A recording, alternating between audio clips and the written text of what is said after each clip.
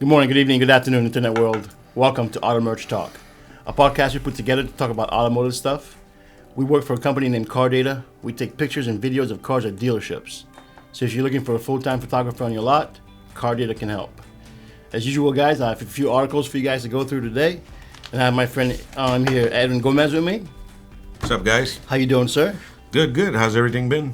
Good. Can't complain. Can't complain.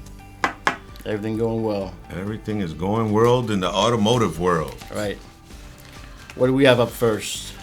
So, Ford is having some kind of cuts in jobs. They're actually cutting 580 salary jobs. Wow. For most people, that might not sound like a lot, but those 580 salaried people are probably higher ups and stuff like that. Right. You know, important jobs. But the automaker is eliminating about 350 salary and 230 agency positions on the U.S. engineering teams. Wow. Yeah.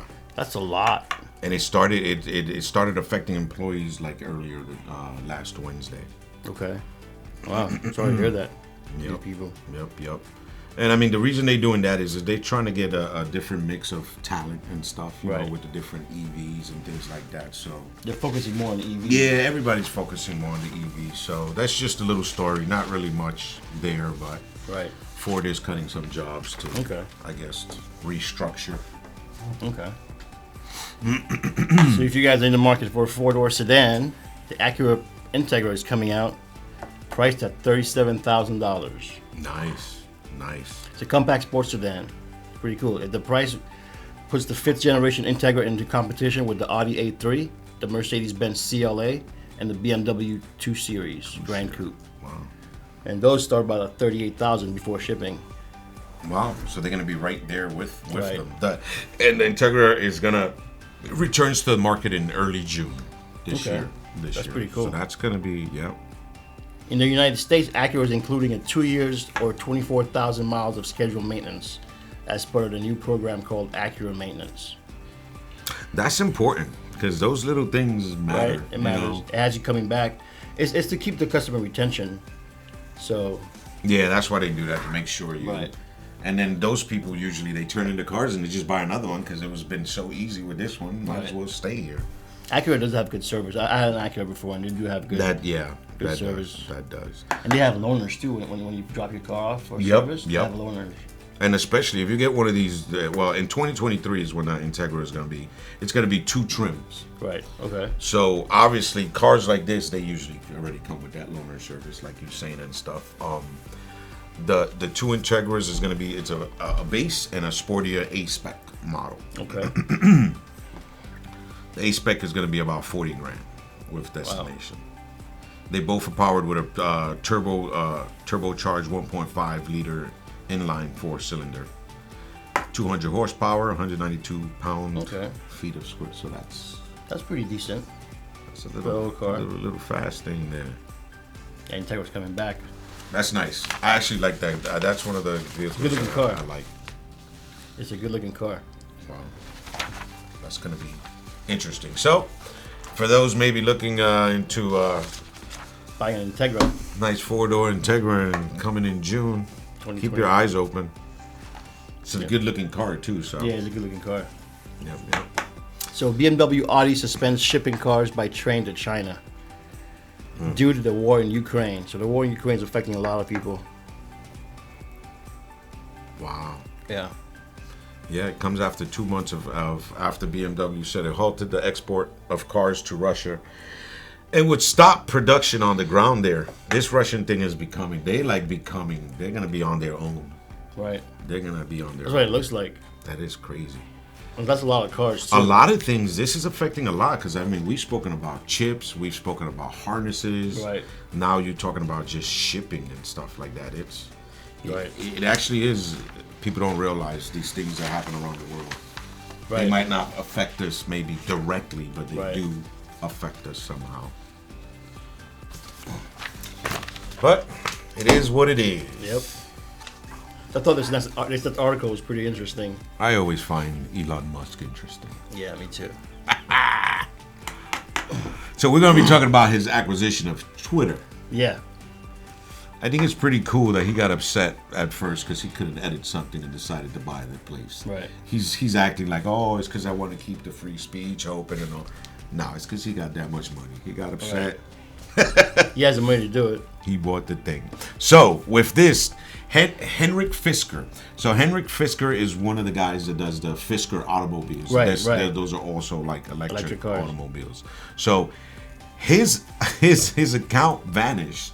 Now it didn't vanish like Elon Musk took him off. Right. But I guess Fisker went on there and just told everybody that his 86,000 followers that they can now follow him on Instagram. Oh wow. And a couple of hours later, doop, he deleted his account from Twitter. He did. Yes. Okay. Now the reasoning behind that is because Fisker did work at Tesla for some time. Right. I know that. And and then I guess they had some kind of fallout. There was a lawsuit. Fisker actually won. Right. So there's probably a little bit of bad blood there, but okay. I just thought that was interesting, guys, and it has to do with cars because even though it's Twitter, you got two of these EV people now fighting in another thing. Right. That's pretty cool. Competition out there. It's competition. Interesting. Out there. But for those of you that don't know, Elon Musk bought Twitter for $44 billion. Billion. Yeah, billion. Because that's just chump change for a dude like him. It is chump change, actually. It is just for a dude like him. The next article, we're going to talk about Hertz Q1 revenue rises. Global Holdings said first quarter revenue of $1.8 billion was up 57% from a year ago, excluding the Dolan fleet management business sold last year. Wow. And they just emerged from bankruptcy in October. Yeah. And they're doing really well. But that also, back to Elon Musk. Right. That was a big help because that's right. It's with Hertz that he did that whole deal. Hertz definitely helped. So that whole deal it made them good money. Right. It made them gain 57% from last year. I mean, then again, we had the issues with COVID. Right. So less people were renting vehicles because more people were scared. Now that it's the pandemic is a little bit down. Right. But they're now back to about 90% where it was before COVID. Okay. That's good. Yeah. Get this, a year ago, Hertz fleet depreciated about $219 per car per month. In the first quarter of 2022, those vehicles actually gained $40 a car per month in value, which added $59 million to the bottom line. Can you imagine that? Just because of the car situation right now? Because $219 per car is like, that's not bad. And then when you add all those cars. That's a lot, though, $219 per car per month. Yeah. That's a lot of depreciation. $59 million a year. Right. I thought that was interesting. It is. That is very interesting. And the company's business of renting Tesla electric vehicles, like we said, is also helping their margins. Right. Because the cars cost more to rent per day, but they're cheaper to maintain and have them out there. So it actually also helps their bottom line. That's awesome. Maybe one day I'll rent a Tesla from Hertz. You know what? We travel every once in a while. We should try to do that once. Just rent one. Just rent one, and then maybe we can get a better experience of how it is and how the logistics of it is. How it drives. How it drives. Like me neither. I've driven them, but we've only driven them on a lot or anything. You don't really get to open up. Right. You don't get to hit the gas or hit the brakes. But I'm more interested on, again, like the logistics. Like, am I gonna make it from point A to B and be okay in between and find a spot? Are you gonna find a charging station at your hotel? Yeah. Yeah, a lot of things come to mind. But a lot of things come to mind. Cool. So we're still on EVs. We're moving on to an article about Lucid. Obviously another EV. Right. Another good brand, from what I can tell. Well, they're all over the news, and Lucid said it's going to be selling as many as 100,000 electric vehicles to the Kingdom of Saudi Arabia over the next decade. Awesome. So they made some type of deal with them where they're going to be, a deal with the Saudi Arabia's Ministry of Finance for. Oh wait, no, this says 50,000. Well, 50 over the span, and then over the span, 50. And then another 50. Okay, so basically what Musk did with Hertz, right? Exactly. When they had a deal, and then they. Okay. Right, exactly. Saudi Arabia owns roughly 61% of Lucid through its sovereign wealth fund. Wow, I didn't know that. So that's like a big thing for them. Right. They're using their own That's awesome. Yep. The deal initially calls for 1,000 to 2,000 EVs annually, increasing to 4,000 to 7,000 in 2025, and then that's where they'll reach their numbers. Pricing terms weren't announced. This is just there, but it's definitely going to happen. Okay. So, anybody in Saudi Arabia, just know they're going to be lucid all over the place. Right. Lucid air. All over the place. Next up, we have Penske's Automotive delivers most profitable quarter in company history. That income soared to $369.5 million, up $183 million in a year earlier. Wow. 21%. To $6.98 billion. They're doing really well, Penske. They are, but it's because they have a bunch of other stuff. They have a lot of stuff, man. They have the trucking stuff. They have the automotive, the dealership that they own. Dealership stuff. Back in the days when I worked at the blood center, the mobiles that we drove, we used to have to drop them off at a Penske. Really? And and they're the ones that used to do the maintenance on the big mobiles. See? Yeah. They do a lot. They do. They have dealerships now. Their shares rose 5% in pre-market trading on Wednesday. Okay. So that's good. I mean, their stock is going up. They're making the money. They've opened up a Honda dealership in Texas. Cool. They bought a BMW dealership and a collision center in Southern California. Wow. To say South Carolina. In Southern California, yeah. And that's a big deal too, because now you got a collision center, you got all this stuff. Always got cars in there, always. Collision center is always busy. The Penske's car shop standalone used car business continued to grow as the revenue doubled to $515 million of sales. Wow. And that's 515.8 million on 19,000 vehicles. That's up 71%. They're just making all the money from all the sides. Yeah. And Penske operates 23 car shops outlets during the quarter, and plans to have 40 car shop stores in the U.S. and UK by the end of 2023. Oh wow! So that's like soon. That's very soon. Yeah, that's soon. They're doing all their buying this year and next year. Yeah, they're making moves. They're making their moves. That's Penske, folks. Penske. It's like one of these. This is my Penske. Carvana now. Carvana. I was actually a little bit surprised on this. Well, not really, because once you read it, it makes sense. But so Carvana shares are losing a lot. Really? Almost all of their pandemic-fueled gains, like whatever they got during the pandemic, they were doing really well. Whatever. Right. They're starting to. That's gone. They're. Yep. Since touching the stay-at-home fueled high in August, shares in online platform for buying used cars have fallen 83%. That's a lot. That's a lot. That means you lost a lot of people. Right. But like we were talking earlier, I wonder if it's not only just a pandemic thing or whatever. It might be that the problems that we're having with the titles and with the registrations, you know, that turns a lot of people off. Right. Because you're already not really dealing with somebody, then you have those little issues. That could be kind of scary, so. But still, man, 83% is a lot. Yeah, but that's what I'm saying. I'm pretty sure that 83% is a couple of different things. It can't be just one reason. Okay. But the company struggled this week to raise $3.3 billion in the corporate debt market, having to revamp a junk bond offering. Okay. So when they revamped the junk bond offering, people start buying stuff. You know, the stocks could go back up. Okay. That's how they do. So they're trying to just make their money back, I guess. So Carvana's down. Not that they're bad, not that they're good, but their stock definitely has plunged. So in 2023, if you're in the market for a Toyota GR Supra, they will finally offer it in a manual transmission. That's sweet.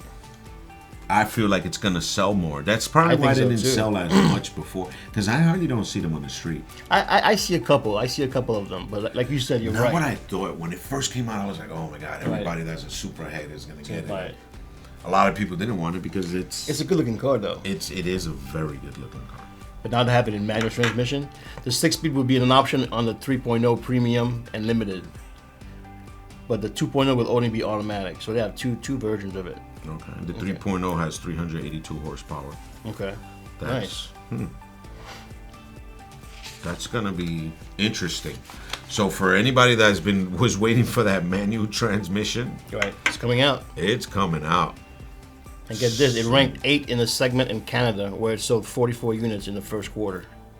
I guess that's a lot. Yeah, but because that's what I'm saying. This is gonna be different. It's not gonna be like the original Right. when it came I think out. they're gonna sell. Yeah, they're definitely gonna sell more now.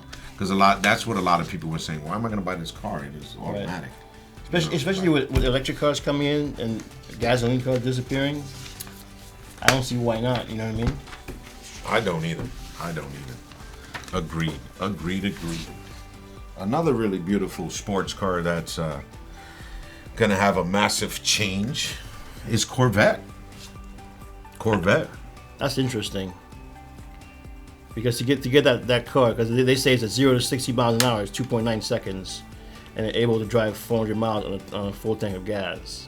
How can you convert that in an electric car? Into electric because that battery is heavy, everything. It's Right. just more weight. So, but they've made a 9,000 pound Hummer EV that accelerates to 60 miles per hour in 60 seconds. So With 329 mile I'm pretty sure they could figure it out. Well, no, because the Hummer does have a really wider it's base. wide and it's long. Yeah, and it's long, so it's a It can handle that bigger battery. vehicle. Yeah. Put it in a smaller car like that, that's so compact. I don't know. And they have to distribute the weight properly too for the aerodynamics of the car. So that's Look, interesting to see what they're going to a come Corvette on a separate EV specific chassis would probably come with a, why did it say $1 billion price tag? Oh, $1 billion price tag for GM. Not for us. I was going to say that. Elon Musk again. Elon Musk again? He's the only one that can buy this damn thing. The car was just redesigned from the wheels up 3 years ago. And it does look very, very nice. It is aggressive looking. I agree. It is. Corvette will have to be super lightweight and super aerodynamic to keep up with that 0 to 60 time. Right. That's what I was saying. An impressive 444 mile cruising range. Wow. That is going to be very tough. That's a lot. That's big numbers. That's going to be tough. I don't know about that, man, but we'll see. Unless Corvette becomes more than just a sports car. It becomes a family of vehicles that includes SUVs like Porsche and Lamborghini have done more recently. You're seeing a Corvette SUV. So, oh man, I'm pretty sure if there's a damn Corvette SUV, that thing's gonna sell. Because look, the Mustang has an SUV. Right. It's doing well. The true. Porsche's done well. The Lamborghini, I see the Lamborghini all over the place out here.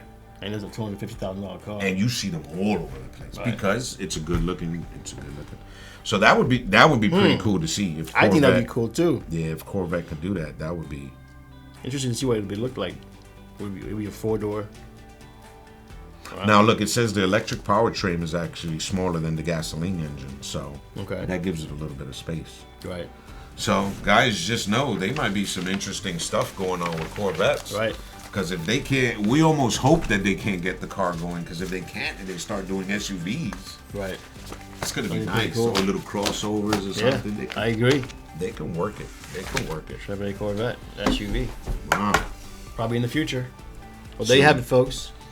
If you like what you hear and see, please like and subscribe and comment below, guys. With that said, till next time.